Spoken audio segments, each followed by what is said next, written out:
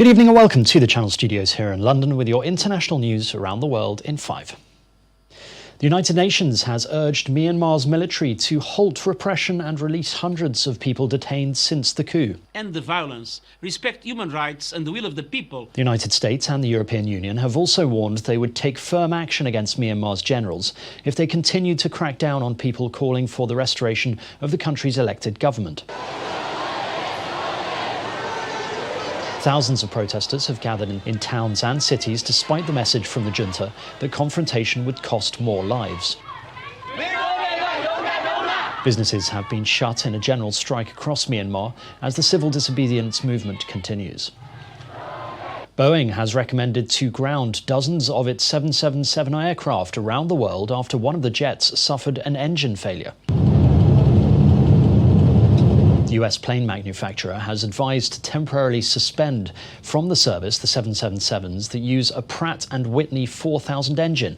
The warning comes after a flight from Denver to Honolulu carrying 231 passengers was forced to make an emergency landing after an engine failed shortly after takeoff.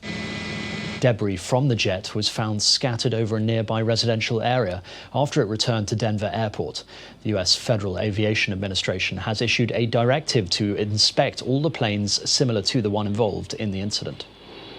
China has urged the United States to remove unreasonable tariffs on products and to stop suppressing Chinese companies and scientific development. Chinese Foreign Minister Wang Yi outlined Beijing's vision for improving ties with the United States and said that Beijing stood ready to reopen constructive dialogue with the administration of President Biden. He also called on Washington to drop many of the confrontational measures adopted by Donald Trump. The Italian ambassador to the Democratic Republic of the Congo and a military policeman travelling with him have been killed in an attack on a United Nations convoy in eastern DRC. Ho appena appreso da poche ore del vile attacco. The Italian Foreign Ministry has said in a statement that Ambassador Luca Attanasio had been killed near the town of Kanyamahoro as part of a kidnap attempt. It is not clear yet who is behind the attack, as there is no immediate claim of responsibility. Mr. Attanasio had been Italy's head of mission in Kinshasa since 2017 and was made ambassador in 2019. Vote counting is continuing today in Niger's first democratic handover of power in the country's history. The vote on Sunday was marred by the death of 7 poll workers who were killed when their vehicles struck a landmine.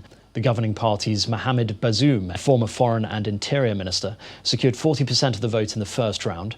His rival is former President Mahamadou Ousmane. Results are expected on Friday. All schools in England are to reopen on March the 8th as part of the Prime Minister's cautious 4-part plan to ease lockdown restrictions. Boris Johnson shared his finalised roadmap with ministers in Parliament earlier today. Up to 6 people or 2 households will be allowed to meet outdoors from the 29th of March. Rules will then continue to be lifted in stages. The gap between each stage of restrictions being eased is expected to be 5 weeks. And finally, a 21-year-old has set a new world record as the youngest female to complete a solo row across the Atlantic Ocean. Jasmine Harrison has completed the approximately 3,000-mile journey from the Canary Islands to Antigua in the Caribbean in 70 days, 3 hours and 48 minutes. I'm coming around. Miss Harrison can be seen standing on the boat and celebrating with flares at the end of the odyssey she started back in December. And that's your international news around the world in 5. Now back to the Channel Studios in Lagos.